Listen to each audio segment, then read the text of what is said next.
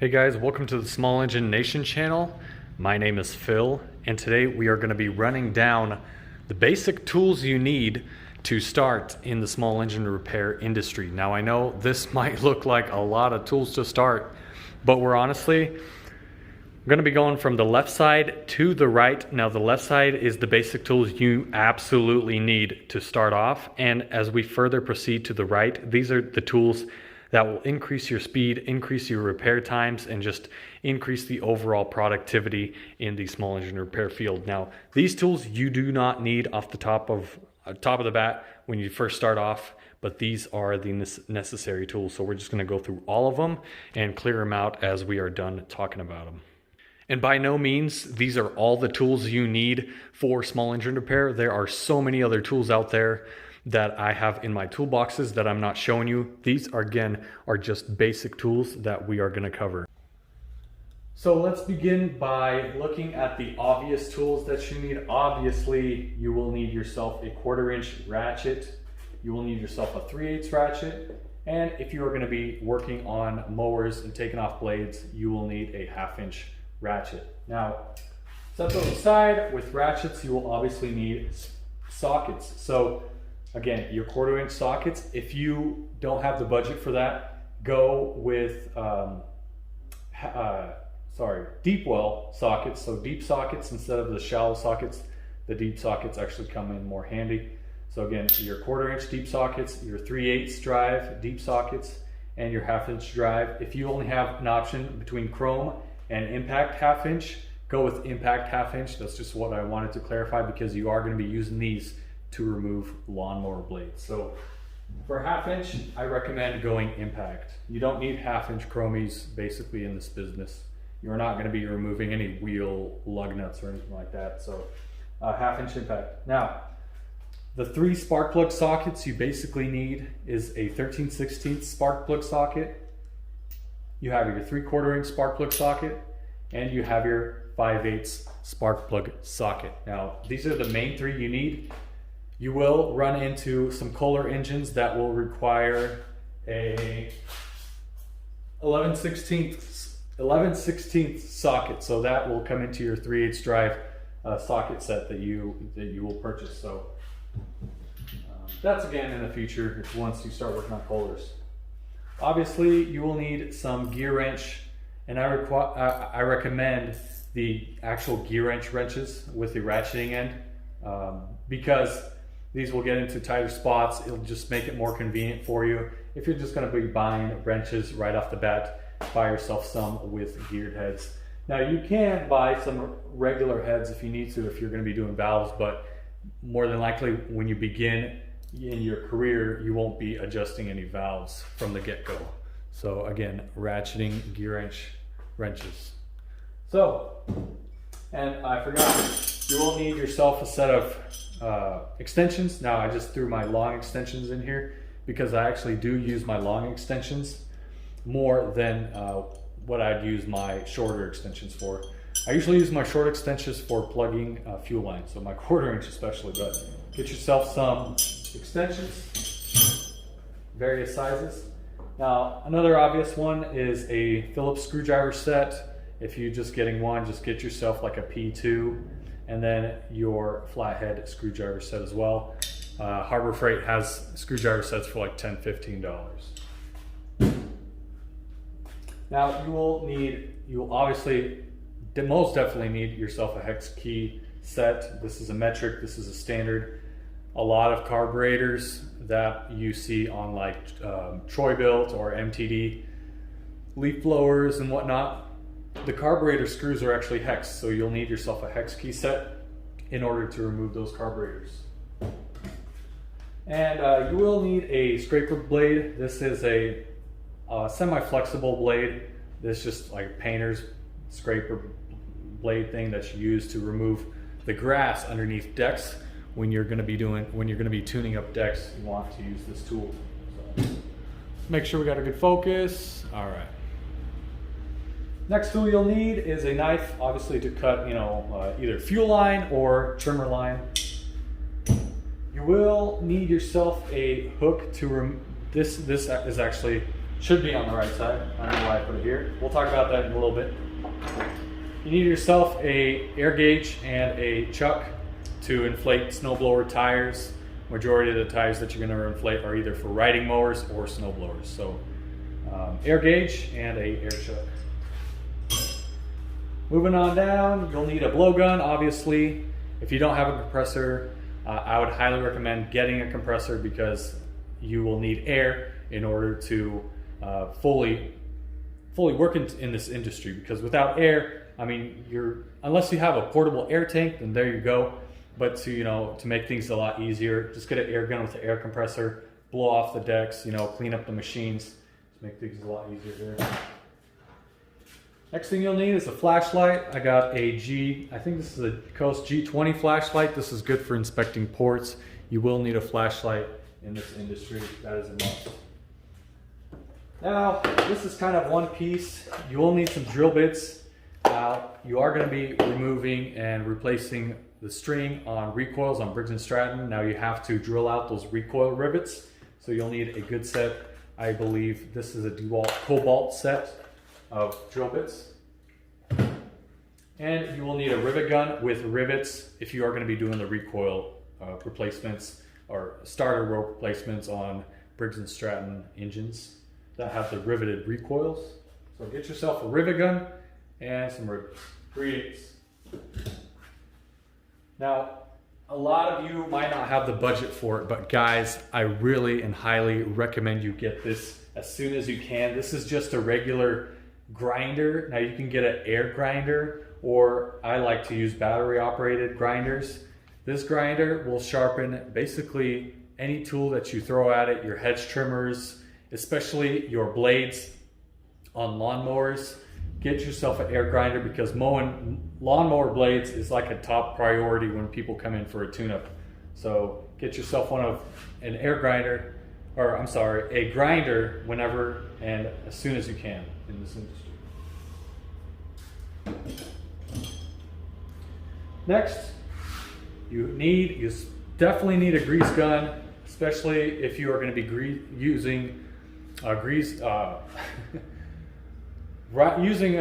repairing riding lawnmowers. Sorry, if you're going to be repairing riding lawnmowers, they got so many zerk fittings that need to be greased up, and also snowblower. If you haven't seen my recent video, I show you how to grease snowblower gears and chains, white lithium grease, and a grease gun.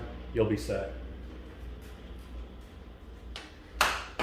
You'll need yourself a vise. Obviously, this one's not mounted to the table, but get yourself a vise so you can mount the blades in when you go and sharpen them with your grinder. So a vise is definitely key. Now this is almost optional. I didn't know where to put this, but I just want to clarify on the hex sockets, the hex keys, and like on your Torx. Basically, you just need a specialty set like this in order to take off specialty bolts like steel T27 bolts. You have some Briggs & Stratton snowblower carburetor studs that have the E-Torx. So just get yourself a specialty set. This is a Craftsman. I think these were on sale for like $30 on a Black Friday deal at Sears. So I recommend getting that. Again, it's your option, but it's an optional thing, but I highly encourage you to get it. Get yourself something, I put this here for as far as a brush that you can use. Now a lot of blowers, steel blowers especially, have spark arresters that need those muffler screens cleaned, so get yourself a nice wire steel brush. This is a tool I made up. Let me zoom into it. It's actually a hex key, or a hex nut with two different types of gauged wire. This wire is specifically used to clean out the main jets and the emulsion tubes on carburetors. So make yourself something like this. Get yourself, some paper clip or the wire that's used for grocery tag, the grocery little things. Let's see. Get yourself a hammer. I mean, you'll obviously need a hammer in this business, especially if you're removing flywheels. This is just a teeny tiny 8-ounce hammer. I'm talking you probably will need like a 16 to 20 ounce ball peen hammer if you're taking out flywheels. This, again, is just more of a specialty set. I like my Maco Quick Exchange Fastener Drive Tool bit set. Let me open it up and show you, because right now my impact gun has the T27 long bit on it, and I like this bit set because it actually includes, you know, a bit holder, an extended bit holder, a 5/16 nut set, and an impact bit. So 3/8 drive impact bit. You know, those are all specialties. You might need them, you might not, depending on where you're at. But I highly recommend getting that Craftsman set that includes your specialty sockets for sure. Again, if you're going to be working in this field, when you're starting off, I know this might be an expensive item, but get yourself a compression reader tester. If you don't know if an engine's good or not, you have to do a compression test. So insert this into the engine block, take the spark plug out, insert this into the engine block, pull it a few times and check your compression. If it's anything under, I'd say 60 now, 60 PSI, then the engine's basically toast. It's only gonna start maybe on a 20th pull and then die on you and have no compression. So again, compression tester for sure.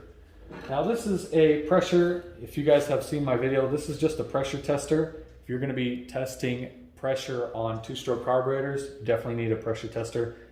These are in the high-end side of things, but obviously a pressure tester will give you your exact diagnosis if a carburetor is leaking gas, or I'm sorry, if it's leaking air in any of the ports or seals. So compression tester, pressure tester for carburetors. Get one. File for sharpening chainsaw chain. Obviously there are different sizes, so I'm just showing you one. I think this is a 13/64 file for steel, or for any chainsaw chain, that is. High must is a spark tester. This is an Oregon. I use the steel ZAT4 as well, but I sometimes grab this one if I can't find my ZAT4, but spark tester to test spark. Now, another obvious is just a plier set. Again, you don't need snap-on. I've just upgraded because I want something a little bit heavier duty to where they won't break on me. You can go to Harbor Freight and get yourself a $10, $15 plier set. That's just up to you. And also, while you're at it, get yourself a vice grip set. I highly recommend needing those vice grips, and I generally use this exact vice grip to vice fuel line. As you can see, I put some fuel line on there, and it just eases its way, crimps the fuel line to the point where it actually won't, the teeth won't rip into the fuel line, and you'll run into a chance of maybe tearing into it. So that's why I put the fuel line on. You don't have to, but I recommend it. Plier set and vice grip set. Okay, now moving on to the right side. These are tools that will save you time. If you have the budget for it, I highly recommend it. Air impact gun to remove blades from mowers. Now get yourself a good air impact gun. As you can see, this is a very old one, and I never use this because I actually use this Milwaukee 3/8 stubby impact gun. Now I use this one to remove blades, and it removes my blades from my zero turn. That's how powerful this thing is. This is just a time saver. If you do have the budget for it, go battery operated right away and get yourself an impact gun. Don't try to remove blades with an impact driver that is used for bits. Get yourself a designated impact gun.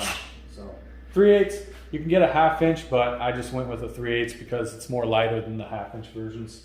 And if you're doing blades all day, your hand gets really tired. But moving on, impact driver. This is a 1/4 inch Milwaukee, and I just run in a red lithium battery, but I love Milwaukee battery operated products, and I recommend getting an impact driver. This saves me so much time. Instead of having to wrench all of the nuts and bolts off, this just zap and the bolts come off. So, and the screws or whatever, you working on 2 strokes, this thing is a must for sure. Put those aside. And again, this is another optional. This is a 3/8 wrench. or ratchet, 3/8 ratchet. Again, crazy time saver. I mean, you hit the button and it removes and tightens nuts. So I use this probably every single day in the shop, this tool right here. So if you're gonna buy one tool out of all of these, actually if you're gonna buy one tool out of all of these, if you're starting out, get yourself an impact driver. So torque wrench, you will need it to torque nuts. Now obviously if you're just starting out, you're not gonna know the specs of, you know, the nuts for flywheels and whatnot, but these are just the tools, you know, when you start getting into it, get yourself an impact ratchet, or I'm sorry, torque wrench, not an impact ratchet, torque wrench. So many tools, man, forgetting about it. You will probably need this, not off the top of when you start out, but over time, get yourself a parts tray. This is a magnetized parts tray. It sticks to any metal. So throw this on a snowblower, on a mower, and throw your bolts in there. This is just another time saver, so you stay organized. You know exactly where your screws are.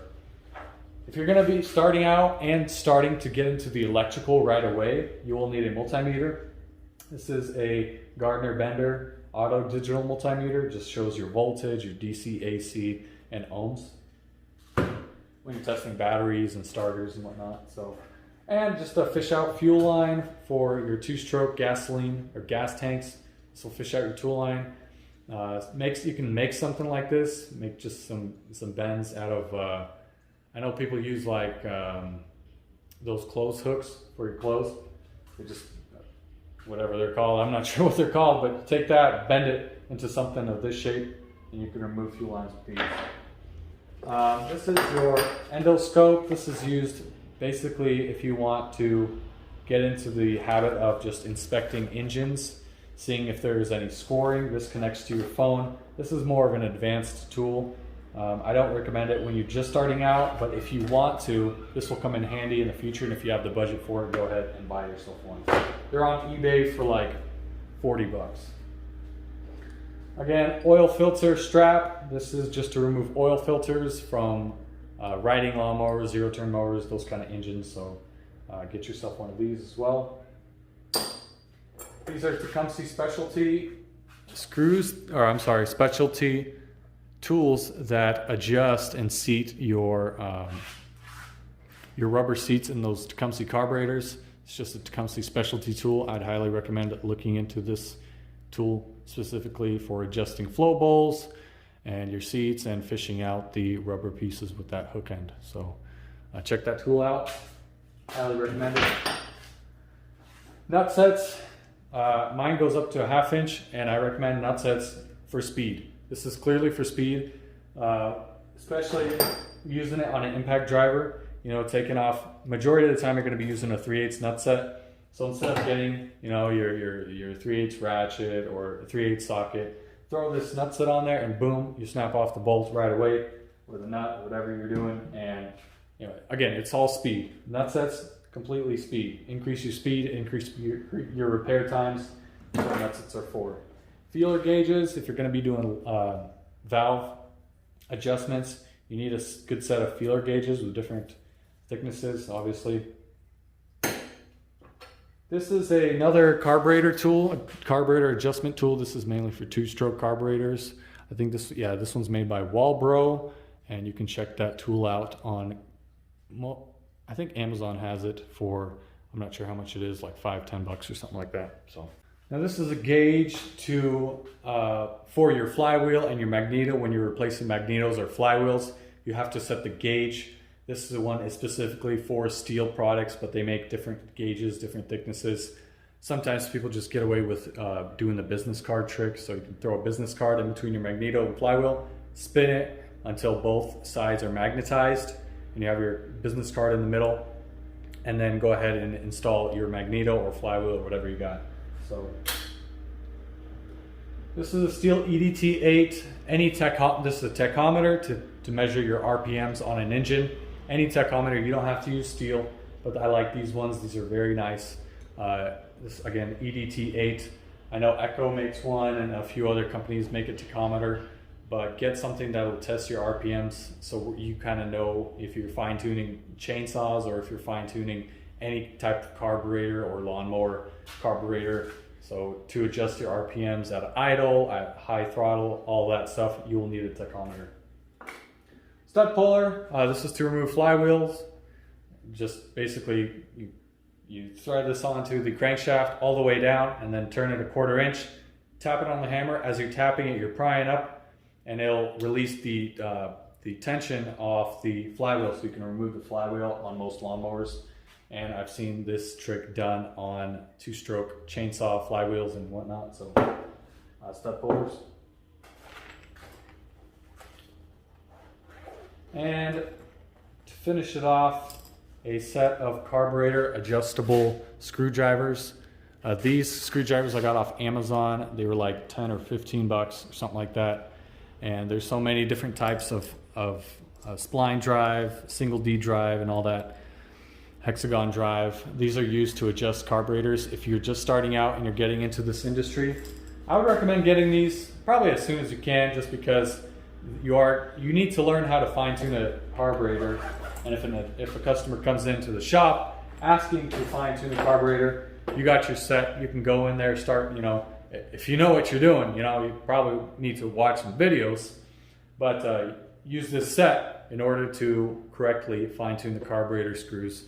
So you're not going in there with like needle nose pliers or something and damaging the threads. So that's about it on the tools. I hope you enjoyed this video. Let me know what tools I am missing. Again, these are basic tools that you need when you first start off in the small engine repair industry business. These are not all of the tools. I want to clarify, these are not all of the tools that you need. These are just the beginner tools and the tools that increase your productivity. If you do have the budget, go ahead and invest into these tools here. So again, if you have any questions, leave a comment down below. I will be posting more videos like this. I might be doing a tools for advanced small engine repair mechanics. So something like that. I don't know, I have some ideas floating in my head, but I will be coming out with the liquids and sprays that you need in order to run a small engine repair business. So stay tuned for that. And in the meantime, guys, take care and have a wonderful day.